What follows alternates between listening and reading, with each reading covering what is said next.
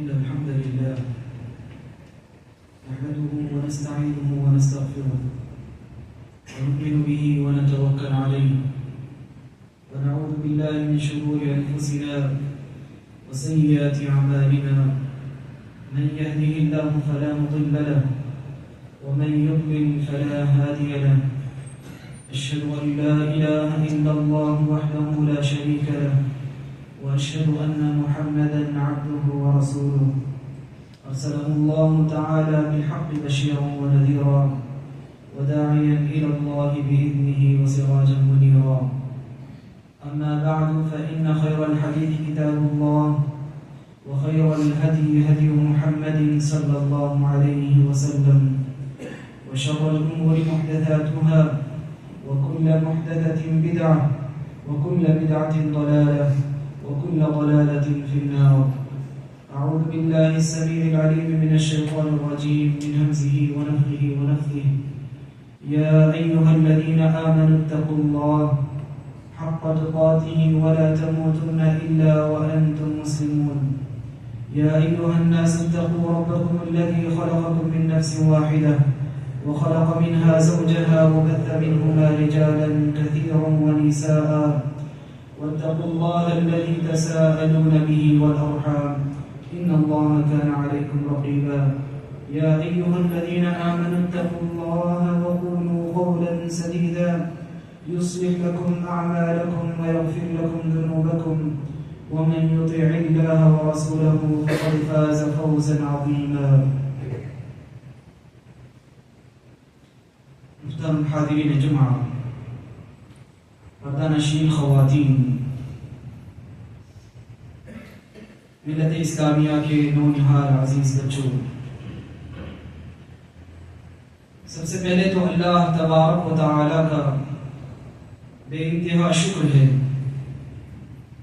اللہ تبارک و تعالی کا ہم پر بے انتہا احسان ہے کہ اللہ تبارک و تعالی نے اپنے پیدا کیے لاکھوں کروڑوں اربوں کھربوں بندوں میں سے توحید جیسی نعمت کے لیے ہمارا انتخاب فرمایا. اللہ کا اس بات پر جتنا بھی شکر ادا کریں کم ہے کہ اللہ تعالی نے ہمیں موحد بنایا. بعدہ درود و سلام نازل ہوں سارے ہی انبیاء پر، بالخصوص آخری نبی محمد رسول اللہ صلی اللہ علیہ وسلم پر، جن کو اللہ تبارک و تعالی نے اس دنیا میں ہماری ہدایت کا ایک بہت بڑا ذریعہ بنا کر بھیجا، رحمت للعالمین، خاتم الانبیاء بنا کر بھیجا صلی اللہ علیہ وسلم. حاضرین جمعہ، آج جس موضوع پر مجھے آپ لوگوں کے سامنے گفتگو کرنی ہے وہ ہمارے اموال سے، ہماری مال و دولت سے تعلق رکھنے والا ایک مسئلہ بڑا اہم مسئلہ ہے.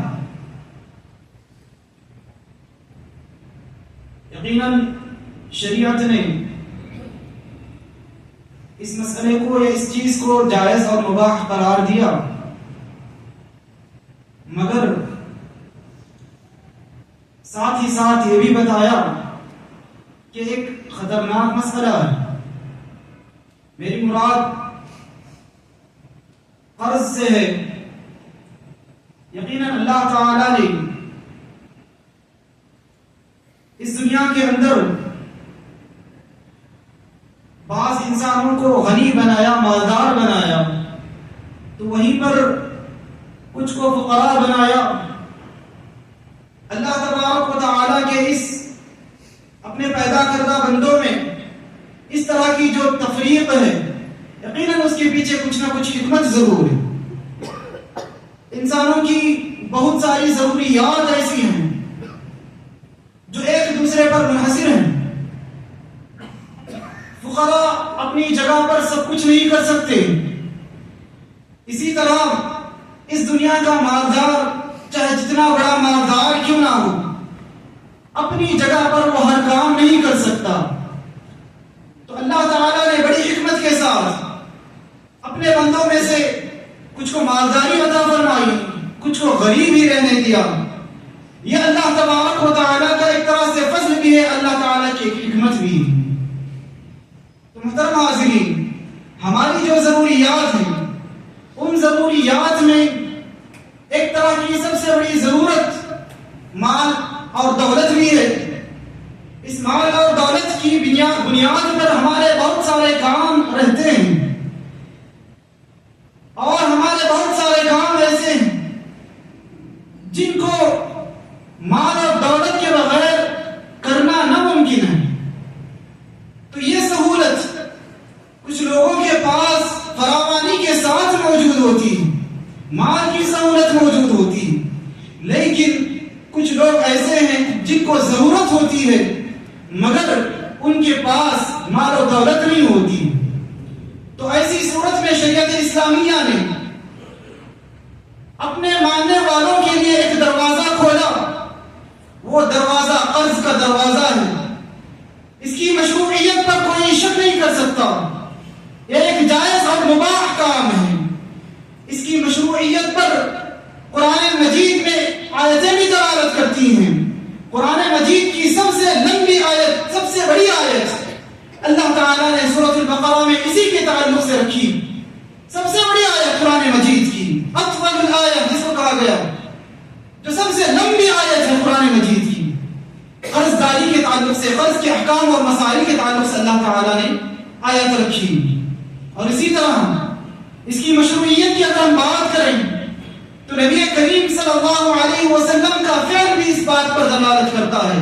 آپ صلی اللہ علیہ وسلم نے اپنی زندگی میں کئی مواقع آپ صلی اللہ علیہ وسلم کے ساتھ ایسے آئے جہاں نبی کریم صلی اللہ علیہ وسلم کو قرض لینا پڑا. آپ صلی اللہ علیہ وسلم نے قرض لیا، آپ کو قرض لینا پڑا. تو آپ صلی اللہ علیہ وسلم کے اس عمل سے اہل علم نے قرض کے کئی مسائل کو مستنبط کیا ہے. اور اسی طرح علماء امت کا بھی اس بات پر اجماع ہے کہ یہ عمل یعنی قرض لینا ایک جائز اور مباح عمل ہے. اس کی مشروعیت میں کسی طرح کا کوئی شک نہیں. قرآن سے، سنت سے اور اسی طرح اجماع امت سے بھی اس کی دلائل موجود ہے اس کی مشروعیت پر.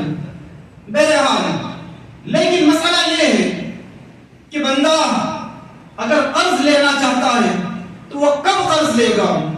کیا قرض کا مسئلہ ایسا ہے کہ اس کو ہلکے میں لیا جائے، یا ضرورت نہ ہونے کے باوجود صرف اپنی خواہشات کو پوری کرنے کے لیے، اپنی بیوی کی خواہشات کو، اپنی اولاد کی خواہشات کو پوری کرنے کے لیے کیا ہم قرض کا دروازہ اپنے لیے کھول سکتے ہیں؟ تو اس کے تعلق سے اہل علم کہتے ہیں کہ ایسی چیزوں میں قرض کا دروازہ نہ کھولا جائے تو بہتر ہے. خواہشات کو پورا کرنے کے لیے شریعت نے اس قرض کے دروازے کو نہیں رکھا ہے، بلکہ اپنی ضروریات کو پوری کرنے کے لیے، ضروریات پوری کرنے کے لیے آدمی کو چاہیے کہ وہ قرض کا دروازہ کھولے اپنے لیے، ورنہ بہتر تو یہی ہے کہ کبھی اس کی طرف نظر بھی نہ اٹھائے، اس معاملے کے اندر آگے نہ بڑھے بغیر ضرورت کے۔ اگر حد درجہ ضرورت کسی کی ہے تبھی بندہ کیا کرے، اپنے لیے قرض کا دروازہ کھولے، ورنہ اس دروازے سے دور رہنا ہی ہر کسی کے لیے بہتر ہے۔ تو جہاں تک مسئلہ ہے مشروعیت کا، تو ہم نے سن لیا کہ وہ جائز امر ہے، اور جو مسئلہ قرض لینے والے کے سے تعلق رکھتا ہے وہ یہ ہے کہ اس کا نہ لینا بہتر ہے، الا یہ کہ حد درجے ضرورت اگر ہے، آخری ضرورت پڑتی ہے، تو اس وقت وہ اپنے لیے قرض کا استعمال کرے ورنہ نہ کرے۔ یہ اس کے لیے جائز تو ہے، ہر کسی کے لیے جائز تو ہے۔ اور جہاں تک مسئلہ قرض دینے والوں کے لیے ہے، تو اہل علم نے اس کے تعلق سے لکھا ہے کہ قرض دینا اہل ضرورت کے لیے، مالدار لوگوں کے لیے، اغنیاء کے لیے ایک مستحب عمل ہے، مستحب عمل ہے۔ قرض لینے والے کے لیے یہ جائز چیز ہے۔ جہاں تک قرض دینے والے کی بات آتی ہے تو اہل علم نے کہا ہے کہ یہ مسئلہ اس کے لیے کیا ہے، مستحب ہے، کیونکہ کئی دلائل ایسی ہیں جو یہ اس بات پر دلالت کرتی ہیں کہ اغنیاء یعنی جو مالدار لوگ ہوتے ہیں ان کے لیے اللہ تبارک و تعالیٰ نے ثواب کمانے کے لیے ایک راستہ رکھا ہے۔ اللہ تعالیٰ نے مالدار لوگوں کے لیے یہ پیغام دیا قرآن حدیث کے اندر کہ اپنا مال اپنی حد تک وہ محدود نہ رکھے، اپنی ذات تک ہی اس کو استعمال نہ کرے، صرف اپنے گھر والوں کے لیے ہی استعمال نہ کرے، بلکہ اپنے معاشرے میں پائے جانے والے ضرورت مند احباب جو ہوں گے، جو فقراء ہوں گے، محتاج لوگ ہوں گے، ایسے لوگوں کے لیے بھی اپنے مال کا استعمال کرے۔ قرآن مجید کے اندر اللہ تبارک و تعالیٰ نے یہ پیغام اہل ضرورت کے نام کیا ہے۔ اللہ کے نبی صلی اللہ علیہ وسلم نے بھی ایک بڑی پیاری حدیث بیان کی ہے۔ اس سے پہلے یہ چیز جان لیں، حدیث سننے سے پہلے، کہ آپ صلی اللہ علیہ وسلم نے یہ حدیث کیوں بیان کی، یعنی اہل علم نے یہ بات کیوں کہی کہ اہل ثروت کے لیے، مالدار لوگوں کے لیے یہ چیز مستحب ہے، کیونکہ اس قرض دینے کے معاملے میں بہت ساری خوبیاں چھپی ہوئی ہیں۔ مثال کے طور پر اپنے بھائیوں کے ساتھ بہترین معاملہ، بھلائی والا معاملہ قرض دینے کے اندر چھپا ہوا ہے۔ اسی طرح تکالیف کو دور کرنے کا معاملہ، اپنے بھائی اگر تکلیف میں موجود ہیں، ان پر کوئی تکلیف آئی ہوئی ہے، اس تکلیف کو دور کرنے والا مسئلہ، اور اسی طرح کوئی مشکل میں ہے، تنگ دست ہے، اس کی تنگ دستی کو دور کرنے کا معاملہ ہو، یہ ساری چیزیں قرض دینے کے یعنی دینے کے سلسلے میں یا دینے والے کے اندر پائی جاتی ہے، تبھی چل کر وہ اس معاملے میں آتا ہے اور اس پہل پر عمل کرتا ہے، قرض دیا کرتا ہے۔ نبی کریم صلی اللہ علیہ وسلم کی جس حدیث کا میں تذکرہ کر رہا تھا، آپ صلی اللہ علیہ وسلم نے کہا، بڑی مشہور حدیث ہے، من نفس عن مسلم كربة من كرب الدنيا، متفق علیہ روایت ہے، کئی احادیث کی کتابوں میں موجود ہے کہ جو بھی بندہ اپنے کسی مسلمان بھائی سے کسی بھی طرح کی تکلیف دور کر دیتا ہے، اس کی پریشانی میں اس کے لیے حل نکالتا ہے، تو ایسے بندے کے لیے اللہ کے نبی صلی اللہ علیہ وسلم نے کیا کہا کہ اللہ تبارک و تعالی ایسے بندے کے لیے اس دنیا میں بھی آسانیاں پیدا کرتا ہے، اور کل قیامت کے دن بھی اللہ تعالیٰ اس کے لیے آسانیاں پیدا کرتا ہے۔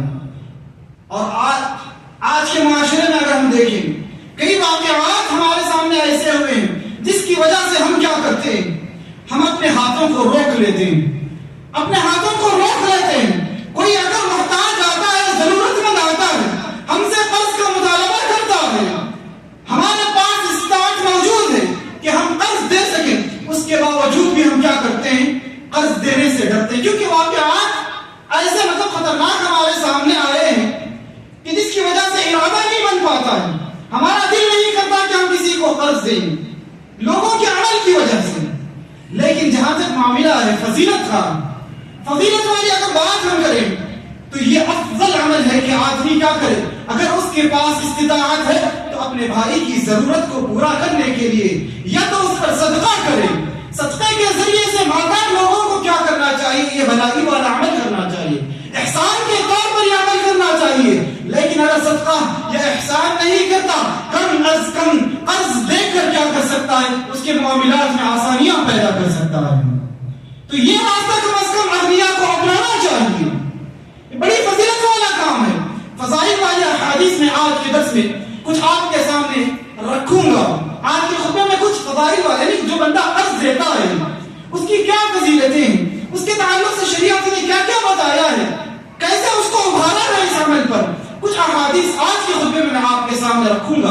انشاءاللہ اگلے خطبے میں جو بندہ قرض لیتا ہے اس پر کیا احکام نافذ ہوتے ہیں، اور اسی طرح سے اس پر اگر وہ قرض ادا نہیں کرتا ہے تو کیا یعنی اس پر کیا سزائیں مرتب ہوتی ہیں، اس کے تعلق سے انشاءاللہ اگلے خطبے میں میں آپ لوگوں کے سامنے گفتگو کروں گا۔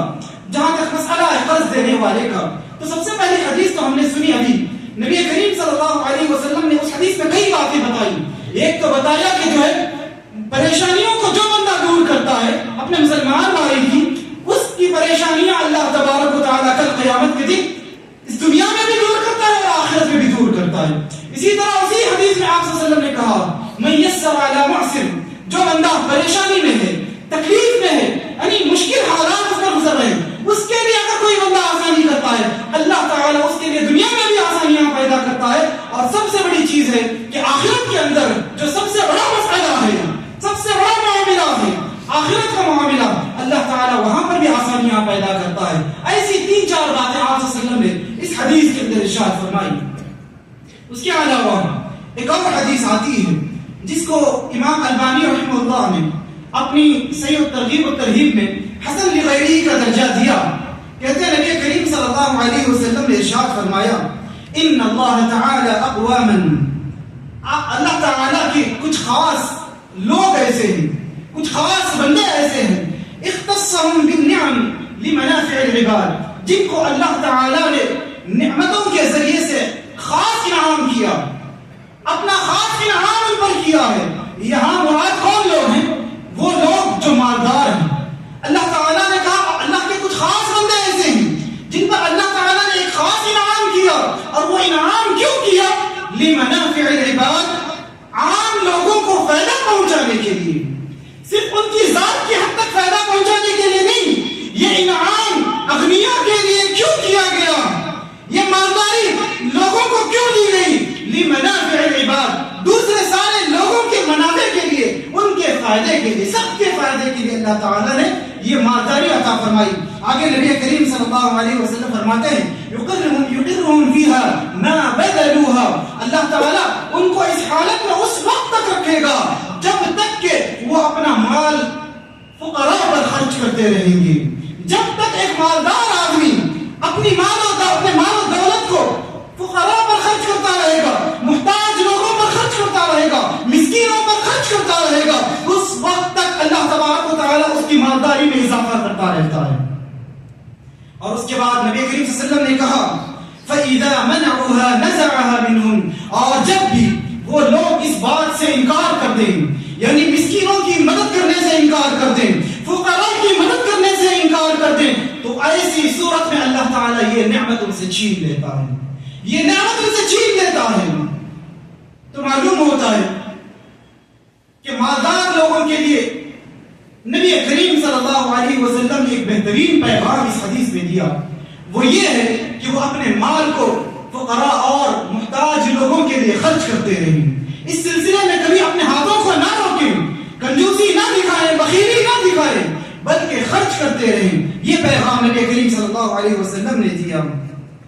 محترم حاضرین گرامی، اس کے علاوہ نبی کریم صلی اللہ علیہ وسلم نے ایک اور حدیث ارشاد فرمائی، مسلم کی حدیث ہے، بڑی پیاری حدیث ہے، اس کو ذرا غور سے سننا۔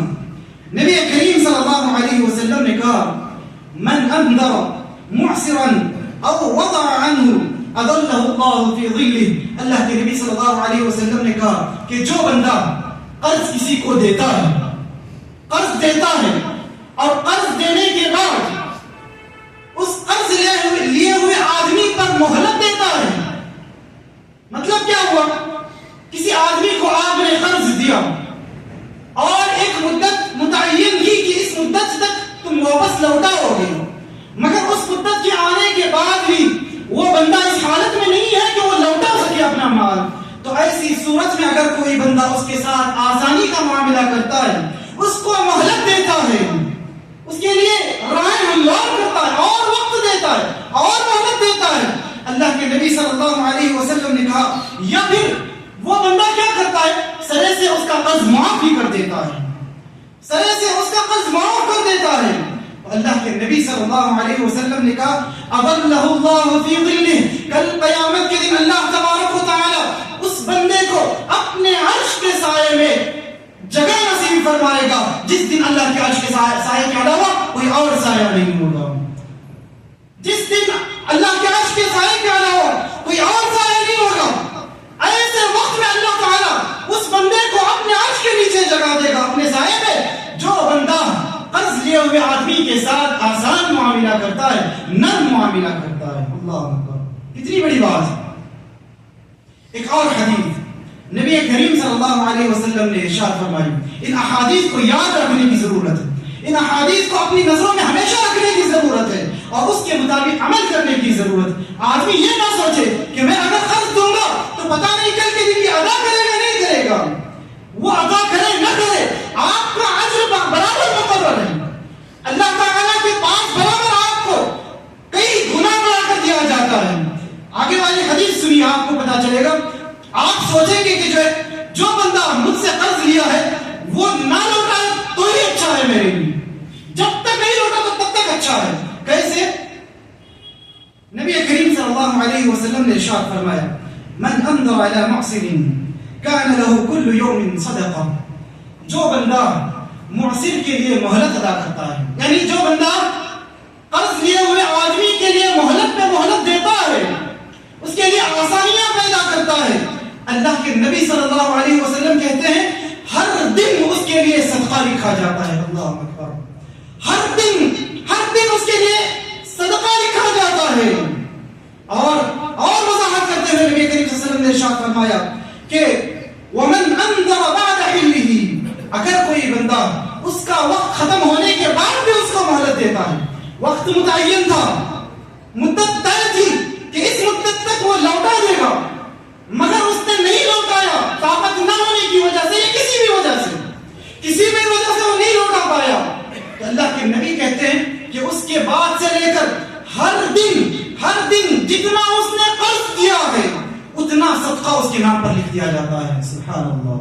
مثال کے طور پر میں نے کسی بندے کو 5,000 قرض دیا تھا اور 10 دن کی مدت میں نے متعین کی تھی. 10 دن کے بعد اگر وہ نہیں لوٹاتا ہے تو 10 دن کے بعد جتنے دن وہ تاخیر کرتا جائے گا ہر دن میرے لیے 5,000 صدقہ کرنے کا ثواب لکھا جاتا ہے. اللہ اکبر. کوئی معمولی چیز ہے؟ معمولی بات ہے نہیں، بڑی فضیلت والی چیز ہے. نبی کریم صلی اللہ علیہ وسلم نے اتنی بہترین بات فرمائی ہے. اس کے علاوہ ایک اور حدیث دیکھیے. اللہ اکبر. آنسو واللہ، اس حدیث کو سننے کے بعد اگر کوئی بندہ نرم دل والا ہوگا، اللہ سے ڈرنے والا، اللہ سے محبت کرنے والا ہوگا، یقیناً اس کی آنکھوں سے آنسو جاری ہو جاتے ہیں. نبی کریم صلی اللہ علیہ وسلم نے ارشاد فرمایا، متفق علیہ روایت ہے، صحیح بخاری اور مسلم کی روایت ہے. آپ صلی اللہ علیہ وسلم نے ارشاد فرمایا تلقت الملائکہ روح رجل ممن کان قبلکم. ملائکہ نے تم سے پہلے جو لوگ پائے جاتے تھے ان میں سے کسی آدمی سے ملاقات کی. مطلب کیا؟ اس کی روح کو لیا، اس کی روح سے ملاقات کی. روح کو نکالنے کے بعد اس سے پوچھا، کہا اعملت من الخیر شیئا، کیا تم نے کوئی بھلائی والا کام کیا؟ کب ہے؟ موت کے بعد کا معاملہ. موت کے بعد کا معاملہ ہے. فرشتے روح سے سوال کر رہے ہیں، پوچھ رہے ہیں کہ کیا تم نے اپنی زندگی میں کبھی بھی کوئی بھلائی کا کام کیا؟ وہ بندہ کہتا ہے کہ نہیں، میں نے کوئی بھلائی کا کام نہیں کیا. فرشتے پھر اس کو کہتے ہیں کہ یاد کرو، تذکر، یاد کرو، کیا تم نے کبھی کوئی بھلائی والا معاملہ کیا؟ تو بندہ کہتا ہے ہاں، میرا ایک بہتر معاملہ مجھے یاد آتا ہے. وہ کیا ہے؟ وہ کہتا ہے کہ كنت أداين الناس فآمر فتيان أن ينظروا المعصية. کہتا ہے مجھے یاد آتا ہے کہ میں لوگوں کو قرض دیا کرتا تھا، لوگوں کو قرض دیا کرتا تھا. اتنا ہی نہیں، سنیے، اور اس کے بعد میں اپنے جو خادم لوگ ہیں، میرے ماتحتی میں کام کرنے والے جو لوگ تھے، ان لوگوں کو میں حکم دیتا تھا، میں ان کو بتایا کرتا تھا، ان کو یہ تعلیم دیتا تھا کہ وہ لوگ کیا کریں. جس بندے کے پاس مہلت ہے، جس بندے کے پاس استطاعت نہیں ہے، قرض واپس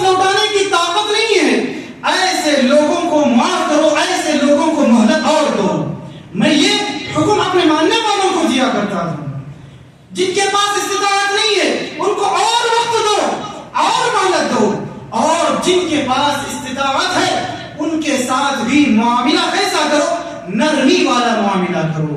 جن کے پاس استطاعت ہے لوٹانے کی مگر نہیں لوٹا رہے, تو ایسے لوگوں کے ساتھ بھی نرم معاملہ کرو, ان کے ساتھ سخت معاملہ نہ کرو. یہ تعلیم میں اپنے خادموں کو دیا کرتا تھا. تو اللہ تبارک و تعالیٰ کہتا ہے کہ آج اس کے ساتھ کیا کرو, مہلت والا معاملہ, آسان معاملہ کرو. اللہ, اس بندے کا عمل کوئی بڑا عمل نہیں تھا, تہجد گزار نہیں تھا, ہمیشہ نمازیں پڑھنے والا نہیں تھا, نوافل کوئی پابندی کرنے والا نہیں تھا, جیسا کہ اس حدیث سے معلوم ہوتا ہے. نفل روزے رکھنے والا نہیں تھا, بہت بڑا عمل کرنے والا نہیں تھا, بلکہ قرض دار جو قرض لیے ہوئے ہوتے ہیں ان کے ساتھ نرم معاملہ کرتا تھا. تو اللہ تعالیٰ کہتا ہے آج اس کے ساتھ بھی نرم معاملہ کرو. اللہ, محترم حاضرین, اتنی زیادہ فضیلت ہے اس بندے کے لیے جو بندہ کیا کرتا ہے, لوگوں کو قرض دیتا ہے اور اس کے بعد ان کے ساتھ نرم معاملہ کرتا ہے. اور آخری حدیث بیان کر کے اپنی بات کو ختم کرتا ہوں. نبی کریم صلی اللہ علیہ وسلم نے ایک خاص دعا اپنی زبانی دی اس بندے کے لیے. دیکھیں حدیث پڑھ کر سناتا ہوں. جابر رضی اللہ عنہ روایت فرماتے ہیں, بخاری کی حدیث, صحیح بخاری کی حدیث. جابر رضی اللہ عنہ بیان فرماتے ہیں آپ صلی اللہ علیہ وسلم نے کہا رحم اللہ رجلا سمحا اذا باع واذا اشترى واذا اقتضى. اللہ کے نبی صلی اللہ علیہ وسلم کہتے ہیں اللہ تبارک و تعالی رحم کرے ایسے بندے پر. اللہ کے نبی کی دعا کوئی معمولی دعا نہیں ہے. اگر اس دعا میں شامل ہونا چاہتا, اللہ کے نبی نے جب دعا کر دی تو ہمارے لیے اگر ہم نے وہ عمل کر لیا تو یقیناً اللہ کی رحمت ہمارے لیے لازم ہو جائے گی. اگر ہم بھی چاہتے ہیں کہ اللہ کی رحمت کو اپنے اوپر لازم کر لیں, کل قیامت کے دن اللہ تعالیٰ ہم پر رحم کرے, اگر ہم چاہتے ہیں تو یہ عمل کریں. کیا عمل کریں؟ اللہ کے نبی نے کہا رحم اللہ رجلا سمحا, اللہ تعالیٰ اس بندے پر رحم کرے جو بندہ بڑا نرمی والا تھا. اذا باع, جب کبھی کوئی چیز یعنی خریدتا تھا, جب کبھی کوئی چیز بیچتا تھا, فروخت کرتا تھا, اور جب کبھی کوئی چیز خریدتا تھا, اور جب کبھی اپنے حق کا مطالبہ کرتا تھا, ہر وقت نرم معاملہ کیا کرتا تھا. کوئی چیز فروخت کرتے ہوئے, کوئی چیز خریدتے ہوئے, یا کسی سے اپنا حق لیتے ہوئے, قرض دیا ہے میرا حق ہے لینا, مگر اس قرض کو لیتے ہوئے, اس حق کو لیتے ہوئے نرم معاملہ کر رہا ہوں. اللہ کے نبی کی خاص دعا ہے. اللہ کے نبی نے کہا اللہ تعالیٰ ایسے بندے پر رحم فرمائے, نرمی والا معاملہ ہے. اللہ, کتنی بڑی بات ہے. تو محترم حاضرین گرامی, خلاصہ کلام یہی ہے کہ یقیناً بہت سارے واقعات ہماری زندگی میں ایسے ہو جاتے ہیں کہ جس کی وجہ سے ہم کیا ہے, قرض کسی کو دینے سے ڈرتے ہیں, کسی کو قرض دینے سے ڈرتے ہیں, کتراتے ہیں کہ میں قرض نہیں دوں گا, حالانکہ ہمارے پاس استطاعت ہوتی ہے, مگر اس کے باوجود بندے کو ان فضائل پر اپنی نظر رکھتے ہوئے, ان فضائل کو مد نظر رکھتے ہوئے قرض دینے والا معاملہ یا اپنے سے سامنے والا آدمی جو ہے اس کی محتاجی کو یا اس کی ضرورت کو پورا کرنے کا معاملہ بندے کو کرنا چاہیے, کیونکہ یہ بہت ہی زیادہ فضیلت والا عمل ہے. اللہ تبارک و تعالیٰ کو یہ چیز بہت زیادہ پسند ہے. اللہ سے دعا ہے کہ اللہ تبارک و تعالیٰ کئی سنی باتوں پر ہمیں عمل کرنے کی توفیق نصیب فرمائے. اللہ تبارک و تعالیٰ سب سے پہلے تو اللہ تعالیٰ قرض لینے سے اللہ تعالیٰ ہماری حفاظت فرمائے. اللہ تبارک و تعالیٰ ہمارے لیے راہیں ہموار فرمائے. جو بھی اللہ تعالیٰ ہمارے معاشرے کے اندر قرض دار ہیں ان کے لیے کوئی راہیں متعین فرمائے. اللہ تبارک و تعالیٰ جو بھی ضرورت مند ہے اللہ تبارک و تعالیٰ ان کی ضرورتوں کو پورا کرنے کا کوئی نہ کوئی راستہ پیدا فرمائے. اقول قولی ھذا واستغفر اللہ لي ولكم ولسائر المسلمين من كل ذنب فاستغفروه انه هو الغفور الرحيم.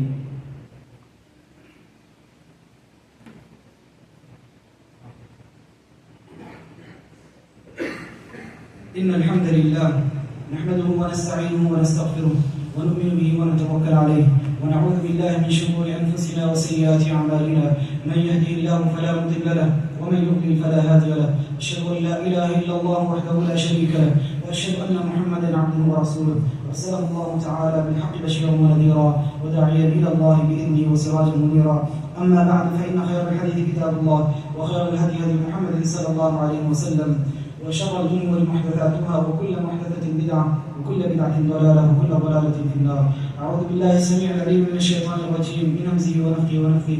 إن الله وملائكته يصلون على النبي يا أيها الذين آمنوا صلوا عليه وسلموا تسليما. اللهم صل على محمد وعلى آل محمد كما صليت على إبراهيم وعلى آل إبراهيم إنك حميد مجيد. اللهم بارك على محمد وعلى آل محمد كما باركت على إبراهيم وعلى آل إبراهيم إنك حميد مجيد.